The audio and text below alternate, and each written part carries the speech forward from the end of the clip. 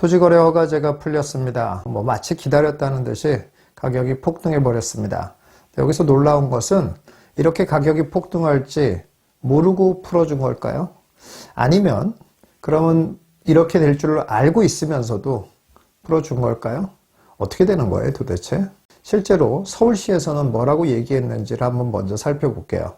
서울시 도시공간본부장이 한 얘기입니다. 2020년 지정된 토지거래 허가구역이 거주 이전의 자유나 재산권을 침해한다는 민원이 많았고 도입 취지인 가격 안정 효과도 시간이 흐르며 미미해졌다는 게 서울시의 설명입니다. 라고 나와 있어요. 자, 여기 여러분 이 내용을 보니까 뭐라는 얘기예요? 토지거래 허가를 지정한 것의 효과가 미미하다는 거예요. 다시 말해서 가격이 급등하지 않도록 또는 투기가 일어나지 않도록 하기 위해서 지정한 거잖아요. 그런데 효과가 미미하대. 다시 말해서 가격이 계속 오른다는 얘기잖아요.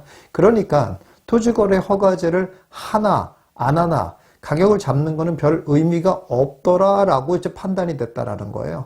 그래서 토지거래 허가제를 풀어줬다라고 얘기를 하고 있어요. 그런데 만약에 그런 논리라고 한다면은 재건축은 왜 안 풀어주는 거예요?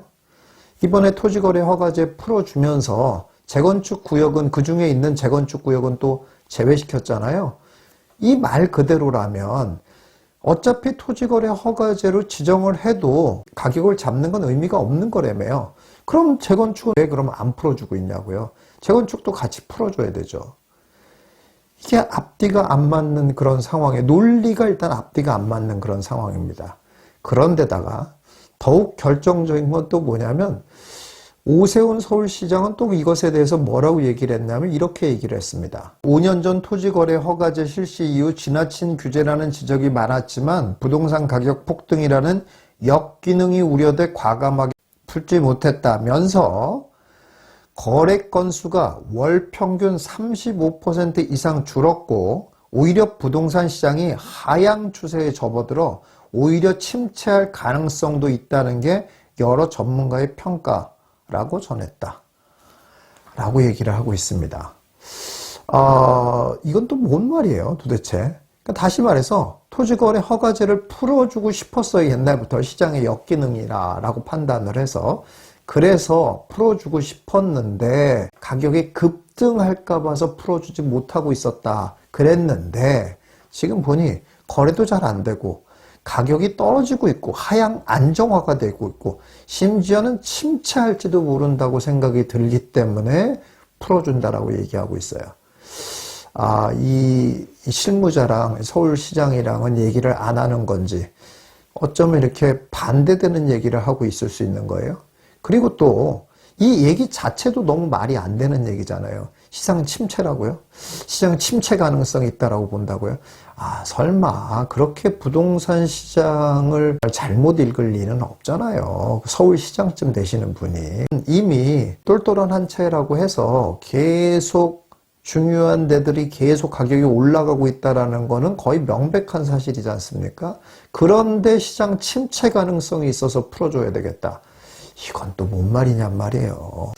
자, 그러면 일단 서울시에서 얘기한 얘기도 논리에도 안 맞고 앞뒤도 안 맞고 서울시장과 실무자의 말도 안 맞고 이런 상황입니다. 이거를 어떻게 봐야 될까요? 그러면은 무슨 속뜻이 있는 거 아닌가? 라고 충분히 의심을 할 수 있는 상황이다라는 겁니다. 그런데 사실 이런 걸 보면서 이 부동산의 속성, 좀 더 정확하게 말하자면 한국 부동산의 속성, 한국 부동산의 숙명 같은 것을 우리가 발견해야 된다는 겁니다. 그 숙명 같은 것은 뭐냐면 한국의 부동산은 결코 정치에서 자유로울 수 없다라는 겁니다. 다시 말해서 이렇게 이번에 토지거래 허가제를 풀어준 것은 경제적 논리에 의해서 토지거래 허가제를 풀어준 게 아니라는 얘기입니다. 정치적 논리에 의해서 토지거래 허가제를 풀어줬다라고 봐야 된다 이런 얘기입니다. 무슨 말이냐면 지금 야권의 주자인 이재명 대표의 가장 큰 대항마라고 지금 보여지는 사람이 오세훈 서울시장이잖아요. 그러면은 이제 일단 색깔을 분명히 할 필요는 있다는 얘기죠. 어떤 색깔이냐면 우리는 저렇게 민주당과는 다르다. 다시 말해서 좀 더 자유롭고 경제 위주의 규제를 풀어주고 경제를 우선시하는 그런 쪽의 색깔을 갖고 있다라는 거를 좀 더 분명히 인식시켜 줄 필요가 있었다는 거죠. 그렇기 때문에 그런 차원에서 서울시장이 할 수 있는 일을 했어야 된다 이런 얘기예요. 그게 뭡니까? 토지거래 허가제를 풀어주는 일이었다라는 겁니다. 부동산 규제라는 것 또는 부동산의 어떤 방향을 잡는 것 이런 모든 것들이 굉장히 정치 논리에 의해서 좌우되는 경우가 너무 많다라는 겁니다. 이 원리를 정확하게 이해할 필요가 있는 게 그게 왜 그러냐면 우리가 부동산 공부를 많이 하잖아요. 그럼 어떤 공부를 하게 됩니까? 당연히 경제적 원리를 배우게 돼요. 경제적 원리에 의해서 부동산은 이렇게 움직인다라는 걸 배울 수 있게 돼요. 그리고 당연히 또 맞는 얘기죠. 경제적 원리에 의해서 부동산 가격이 올라갑니다. 가장 대표적인 게 수요와 공급이죠. 그런 것들에 의해서 부동산 가격이 올라갔다가도 내려갔다가도 할 수 있는 것이 맞는 얘기입니다. 자, 그런데 놀라운 것은 이렇게 경제적 원리에 의해서만 부동산이 움직이지 않는다는 걸 알아야 된다 이런 얘기입니다. 가장 대표적인 예가 이전 정권에서 지나친 규제만을 함으로써 오히려 어떻게 됐어요?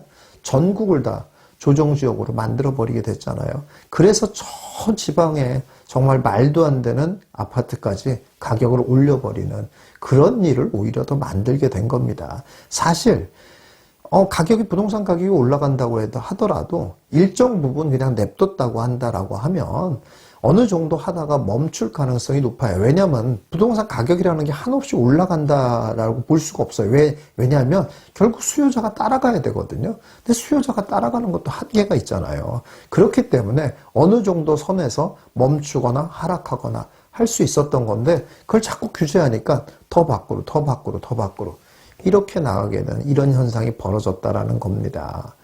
그리고 또 2+2 같은 것도 그렇죠. 예, 지금 전세 이제 2+2가 됐잖아요. 그것도 도입할 때 굉장히 말이 많았습니다. 그런데 결과적으로 놓고 보면 어떻습니까? 결국 2+2 때문에 전세가가 오히려 더 많이 오르는 일이 벌어졌고 그리고 또 결국 그 올랐던 전세가는 또 다시 역전세를 맞이하는 그런 상황이 만들어지게 된 거예요. 2+2에 해당이 안 되는 매물이 너무 적게 되니까 희소해져 버리는 거예요. 그러니까 그 희소한 물건은 희소한데 찾는 사람 많으니까 그리고 규제도 안 받으니까 멋대로 올릴 수 있게 되는 거죠. 그래서 오히려 전세 가격을 훨씬 올라가게 만들었고 그리고 2+2가 끝났거나 아니면 중도에 나갔거나 이렇게 되는 거는 그 많이 올라간 게 바로 시세가 돼버리니까 쭉 따라서 올리게 되고 이래서 오히려 전세 가격이 폭등하게 되는 그런 일이 벌어지게 됐다라는 겁니다. 자, 그러면 제가 여기까지 얘기를 하면 또 사람들이 그러면 결국은 우파가 정권을 잡아야 되냐 이런 얘기를 하는 거냐 이런 얘기를 하실 수 있어요. 그건 또 아닙니다. 제가 얘기하는 것의 요지를 오해하지 말기 바랍니다. 제가 이전 정권에 대한 얘기를 한 것은 부동산의 가격이라는 것이 경제적인 원리에 의해서만 움직이지 않는다는 말씀을 드리기 위해서 얘기를 한 거예요. 그런데 지금은 어떻습니까? 이재명 대표 같은 사람도 오히려 우클릭하고 있다라는 비난을 받아가면서까지 약간 우클릭을 많이 하고 있습니다. 왜 그래요? 그거는 결국 중도파들이 많이 있기 때문에 그래요. 중도파를 누가 잡느냐가 선거의 승패를 결정하는 상황이지 않습니까? 저는 참 그게 다행이라고 생각합니다. 사람의 성향에 따라서는 약간 좌측일 수 있고 약간 우측일 수 있지 않습니까? 그런데 극좌, 극우 이거는 문제가 있는 거잖아요. 수많은 역사가 또 입증하고 있는 거잖아요. 그러니 정치적으로 이렇게 중도의 사람들을 어떻게 끌어들이나가 관건이 되는 거예요, 결국. 그래서 이재명 대표 같은 사람도 저건 우파적인 정책이 아닌가? 라는 얘기를 꺼내고 있다라는 얘기예요. 자, 그렇다면 거꾸로 잘 이제 돌이켜보면은 오세훈 서울시장이 토지거래 허가제를 처음에 한 거는 사실 좌클릭을 한 거예요, 사실은. 그런데 여러분 보세요. 경제적으로 봤을 때 토지거래 허가제가 잘한 거냐라고 봤을 때 잘했다고 볼 수가 없습니다, 사실. 왜 그러냐면 여러분 보세요. 토지거래 허가제가 잠삼대청이잖아요. 여기서 빠진 데가 어딥니까? 반포가 빠졌잖아요. 그렇죠. 어떻게 됐어요? 그래서 판포가 어마어마하게 올랐어요. 그렇게 된 거지 않습니까? 물론 잠삼대청도 계속 오르긴 했습니다. 그런데 반포에 비해서는 적게 올랐다는 거예요. 그렇잖아요? 그런데 이게 어떤 효과를 보여주냐면은 이 반포를 희소하게 만든 거예요. 토지거래 허가제가 없으면서 강남에 똘똘한 한 채, 반포예요, 그러면은. 그러니 수요가 더 반포에 쏠릴 수밖에 없는 거예요. 그러니 어떻습니까? 수요는 쏠리고 희소하고 하니까 더 많이 올라가게 된 거예요. 그런데 이 상황에서 토지거래 허가를 딱 풀어주니까 어떤 일이 벌어져요? 이미 이렇게 많이 올라간 게 이게 기준선이 돼버리는 거예요. 잠삼대청이 다 따라가는 이런 상황을 만들어 버렸다는 거예요. 어라? 이거 보니까 뭐랑 비슷해요? 이거 2+2랑 비슷한 상황이잖아요. 전세가 2+2를 만들어 놨더니 일단 전세가는 안정적여지는 것 같은 효과를 보이기는 했으나 일부 해당이 안 되는 것들이 더 튀어오르고 따라가게 되고 이런 현상을 만들었잖아요. 똑같은 상황이잖아요. 그래서 정치적으로 자유로울 수 없다는 말을 잘 생각해보면 어떻다는 뜻이에요? 정치적인 이유 때문에 부동산 시장에 큰 부작용이 벌어질 수도 있고 반대로 그런 정치적인 이유 때문에 놀랍게 큰 기회도 만들어질 수 있다는 거예요.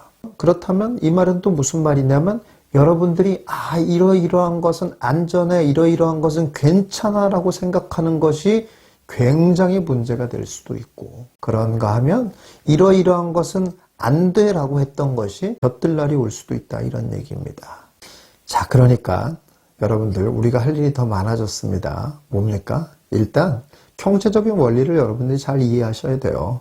부동산 가격이 어떻게 움직이는지 그 움직임을 만들어내는 경제적인 원리는 뭔지 라는 거에 대한 이해를 여러분이 잘 하셔야 되지만 거기에다 플러스 정치적인 상황으로 인해서 부동산 시장이 어떤 영향을 받고 있는지 여러분들이 매우 예민한 시각을 가지고 보고 계셔야 된다 이런 얘기입니다. 그래서 어떤 일이 벌어지더라도 유연하게 대처할 수 있는 여러분들 되시기 바라겠습니다.